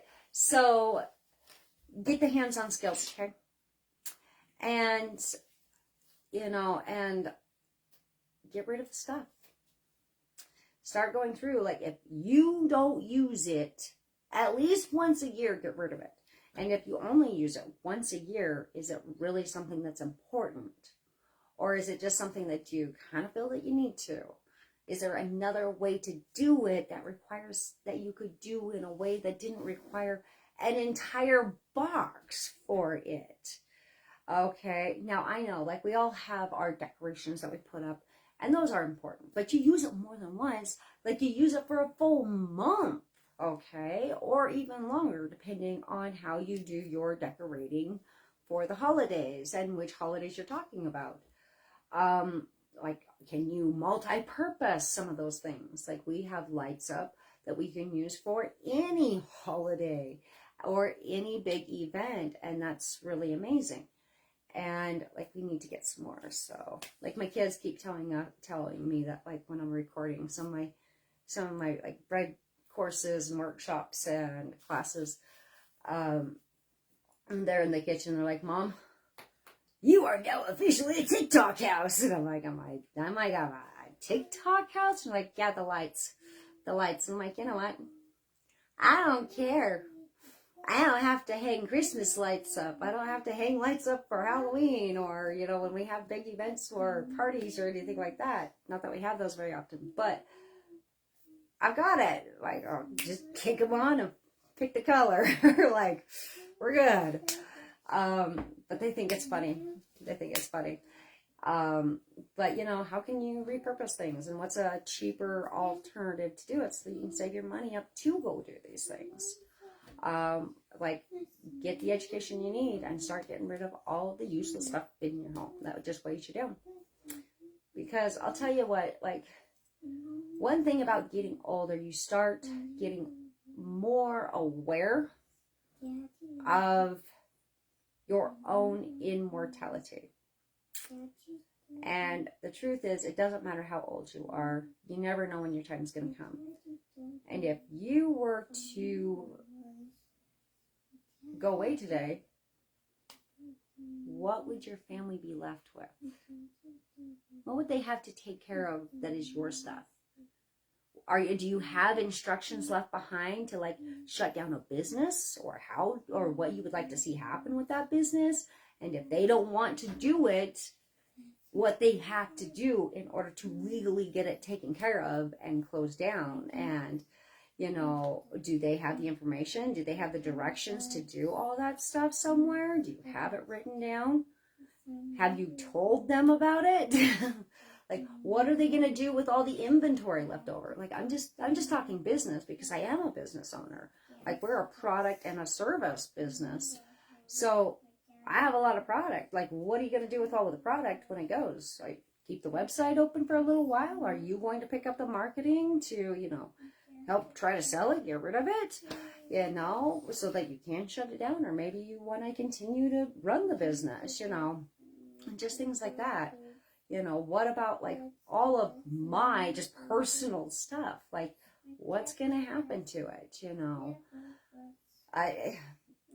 it's things like that, you know. It's like my little kid sister talking about my folks' stuff, and she's like, I don't know what I'm gonna do with all this stuff. Like, it keeps me awake at night. It keeps me awake at night thinking that, you know, I'm gonna have to take care of all this stuff, you know. So it's planning for the future is also a way of planning for our own immortality, so that, say, you know, maybe something happens tomorrow, our family's already set, because we've already taken care of the hard, dirty work to start limiting the amount of stuff they have to take care of while they're going through their own mourning and their grieving. And, you know, really, that's something I don't want my family to have to deal with. I don't want them to have to worry about the business. I don't want them to have to deal with those things. So I'm actively taking steps to make sure that I have someone on the outside that can step in and help take care of running the business to finish getting the products out, so that my family isn't weighed down with all the leftover products from the business, and they can help guide and walk my husband through what he needs to do, or say one of our kids what they need to do in order to take care of those things, so that it can legally get shut down correctly, you know. And then they don't have like this building financial responsibility stacking up over here that they don't even know about. And, you know, so I'm actively taking some steps to make sure I have that all taken care of. And it's the same thing just in our own personal life. I'm actively taking steps to take care of all this unfinished business, so that if something were to happen, they don't have to worry about it, because it's already been done. I know that's a really gloomy way to think about it. But in the process of doing that, I'm also setting myself up to go out and have the energy, the drive, and the time and the ability to go out and do the things that are truly important, because I've already set the foundationals up for these things over here that bring in, you know, that bring in my income for the year and take care of my adult responsibilities, and allows me to live my actual life with my family and chase after my continued dreams beyond just this one part. Because just like you, every one of us, and myself included, we're not just one thing. You're not just a mom. You're not just a dad. You're not just a business owner. You're not just an employee. You're not just a woodworker. You're not just a prospector. You're not just a rock hound. You're not just an amazing crafter or an artist or, you know, whatever, computer designer, whatever it is that you do, your job. Even in your job, you don't just do one thing. You've got to do multiple things. And if you own a business, you're a social media expert, you are a copyright expert, you become a professional photographer, a professional recorder, a professional editor, you know, accounting and like tax attorneys and like all the things. Like in the beginning, you do all of that yourself. And like you have to learn how to be all of those things, but none of those are you. Like they're all a part of you. They're all they're all a part of you. They're all a manifestation of one arm of you, for example, but they're not you. Your dreams are the same thing. You have more than one dream. Like you might dream of being financially secure. You might dream of being able of freedom to go out and live a life of adventure. You might dream of owning your own home one day, of learning how to garden, how to be self-sufficient.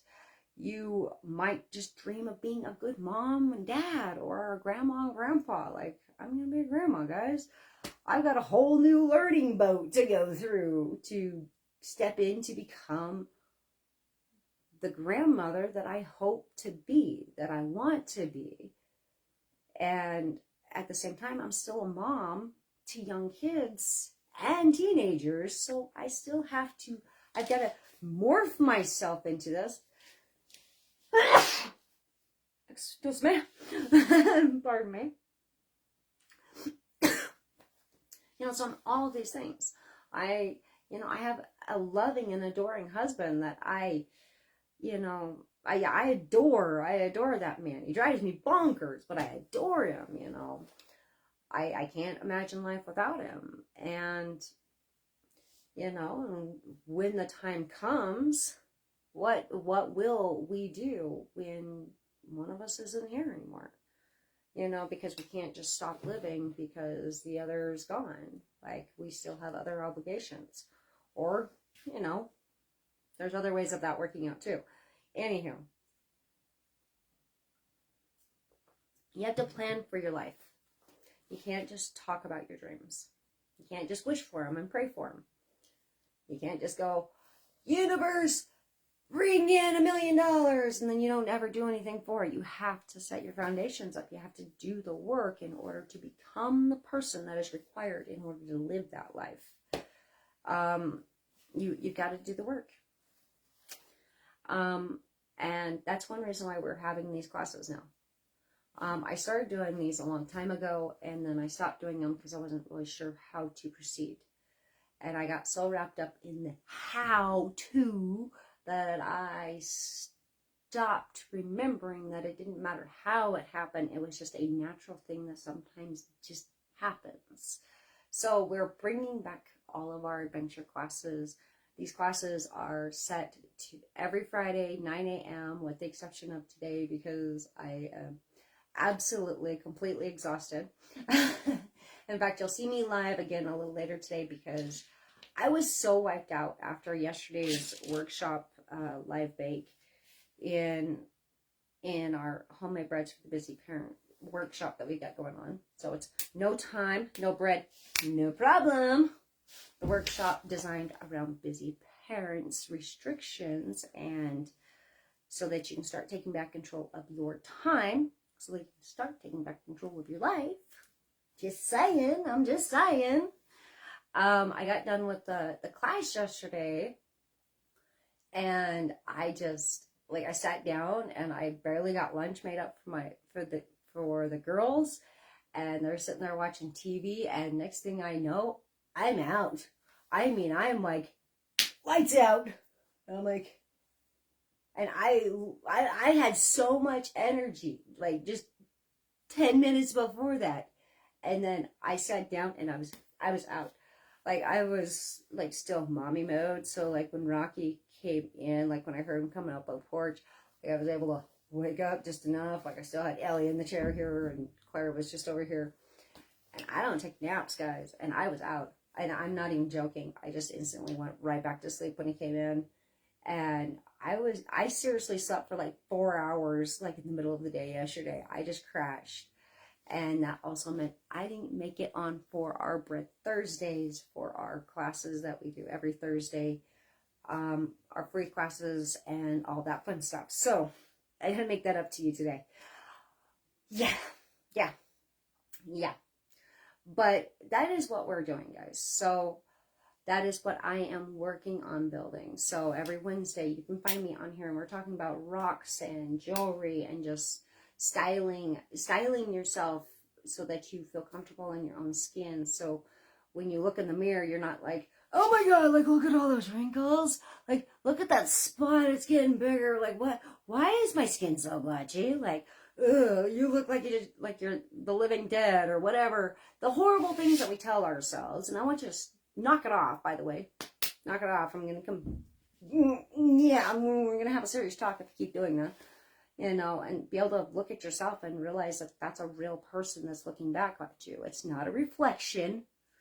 There's a real person looking back at you, and it is you inside. It's the little child inside of you. It's the real you that's looking back at you, and you know that person is amazing, and they deserve to be loved and respected. And the person that they need to be loved and respected and honored by the most is you. Okay?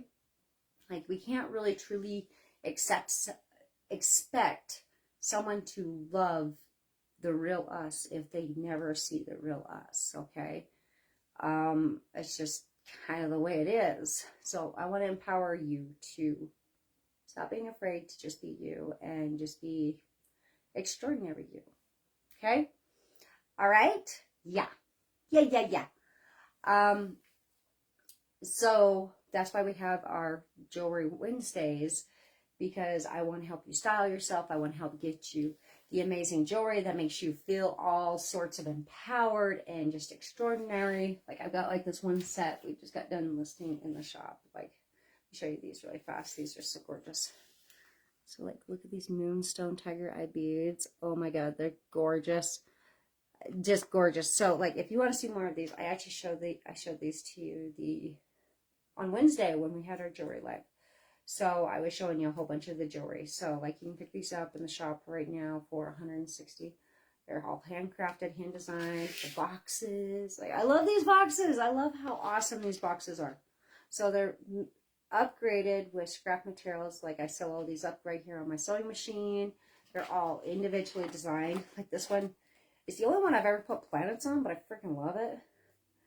But like seriously, you gotta look at this. Like, do you see why it had to have planets? Like these are all set up for the actual, like the designs are for the actual jewelry that's inside of them. Okay, so it's just awesome. So most of them I don't do that. Like, so like it's hard to see the metallic shine and like the real color of these in the camera. So it's different in person versus on the camera, but it's the best I can do, guys. Anyhow, so yeah, that's why we have the jewelry, and that's also why we have like all of our awesome like home goods over here. Let me show you some of these over here. But like that's why we have these, guys, because I want you to style your home your authentic, rustic, earthic, you know, adventure-seeking way. Okay, like look at that. I love these. I love these orthocaras. Like they are just so cool. So these come out of the Moroccan mountains. There used to be an ancient sea there. There was an old sea there, and these come from like before the dinosaurs. That's like, these are awesome. So these were around during the time like when the world was dominated by giant spiders and bugs that were the size of freaking Volkswagen, but you know, Volkswagen buses and all that. So it's just really kind of cool. So I love these. These are so cool. You know, and you can grab these in the shop, guys. And if you want to continue to support us, I highly encourage you to go check out the stuff in the shop, okay? So millartistry.com. The link is in the description. All right, but like, look how awesome those are. And I love how these have the raw back, so you can still see all the cutting and all the hand chiseling that was done. So we order the actual sculptures in, and then I do like the woodwork and stuff on these ones. So this wood actually comes off a deck that my dad built when I was just a little kid back in the 80s. And so it's all reclaimed cedar that I am fortunate enough to own some of it now. And I get to bring you a little bit more history, a little piece of my own childhood history, and give you something absolutely stunning and beautiful and unique. I'm just saying, we got Valentine's coming up. Just saying, Valentine's coming up. You know, like something besides a box of chocolates and flowers would be kind of cool and nice. Like, I'm just saying. I'm just saying. But like, there's a whole bunch of really cool stuff that we have here in the shop. And I think next week, how about next week for our Friday class? Let's talk about antique bottles and antique bottle hunting. What do you think, huh? Should we do that? Like, give me some thumbs up. Give me like some, yeah, that sounds like a fun class. And I'll walk you through and tell you some stories about all these awesome bottles that are back here. So these range anywhere from the 50s. I think we even have some that go back to the 30s, if memory serves correct. But like, they're really cool. Like they're just awesome. So let me see if I can reach this one.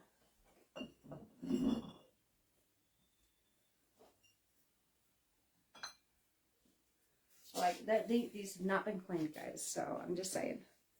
But like, look at that. Who remembers Orange Crush? Like, who remembers Orange Crush? Okay, so this bottle was made in 1960. Orange Crush. I remember Orange Crush. Like, who remembers Orange Crush? Or, who knows her name? What is her name? Like, come on, I'm waiting. Like, come on. Who knows what her name is? Yummy, delicious maple syrup. It is Mrs. Buttersworth. Come on. But yeah, so this one is 1963. Like, that's really cool. Max. Oh my goodness. So Max mixers. So like, it's just like, that is so cool, guys. We'll have to do this one. So if you guys want to do antique bottles for next week's Friday class, let me know. So let's see. This one is 23. Is that 1923? Yeah, it's got the seam. It might be. Might be in 1923.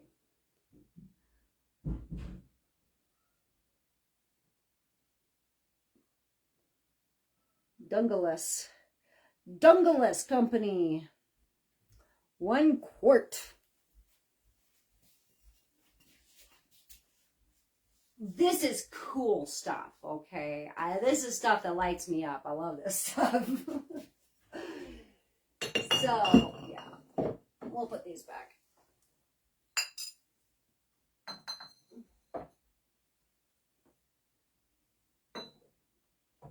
You know, and it's really cool actually when you find these.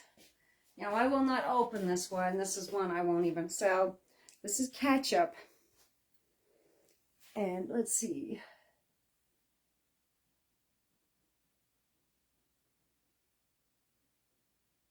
For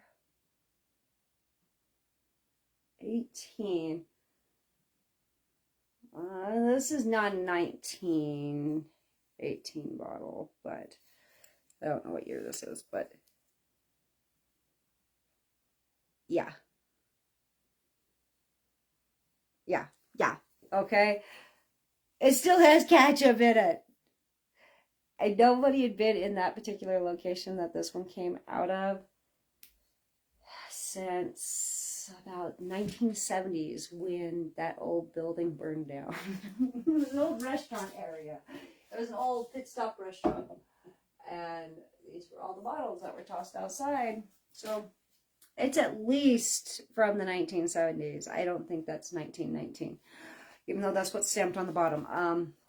Anywho, guys, I love you, and we're having these classes every Friday because I want to not only give you the products and the knowledge that you need, but I also want to encourage you to start living that authentic dream and actually going after your dreams, because you can make your dream a reality. And this is 2024, guys. This year is the year of the dragon, Chinese calendar, the year of the dragon. Like, take in all of that master dragon energy and the energy of, like, the aces. Like, the dragon always represents the aces in, like, tarot reading, and it's a very powerful image, a very powerful being, and it's magic and it's wise. And 2024 is about truly bringing your manifestations, your dreams, and your prayers into reality. And I want to help you feel confident enough to go do it, okay? I want to make you confident. I want to help fan the flame inside of you and just so that you can feel alive inside and go, you know what? I'm never too old. I'm never too young. I'm never too poor. I'm never too rich. I'm never too busy. I'm never not busy. Well, I don't know where that's going. But, you know, you've got the time. You've got the energy. You've got the ability. You are intelligent. You're not too old. You're not too dumb. It doesn't matter what excuse it is that you tell yourself as to why you can't do it. It's just an excuse. And I know deep down in my bones, the very core of my being, that if you want this, you can make it happen. So start with those foundations. Get rid of all that extra stuff. Learn what you need to learn in order to be able to do it. Get your hands dirty and in it and actually try it. Develop the skills and the knowledge, the know-how. Start living the life so that when the life comes in full fruition, full reality, it's natural and it's just taking that next step. Instead of feeling like you've got this massive hurdle or a mountain to jump in order to get to it. It's just the next step. And you just step into your dream life. You're not running, you're not fighting, you're not climbing, you're not giving it your all in order to force it in. You're just naturally stepping into it. And I want to help give you the power. I want to help give you the resources, the products and services, and the encouragement to do it. Because I know you can. Okay? Okay, beautiful? All right. I have to go take care of my kids. And then if you want to come join me in the workshop, I will be live with our master class happening over there in just the next little bit. And then I'll be back over here later for our bride class because I didn't do it yesterday. See you guys.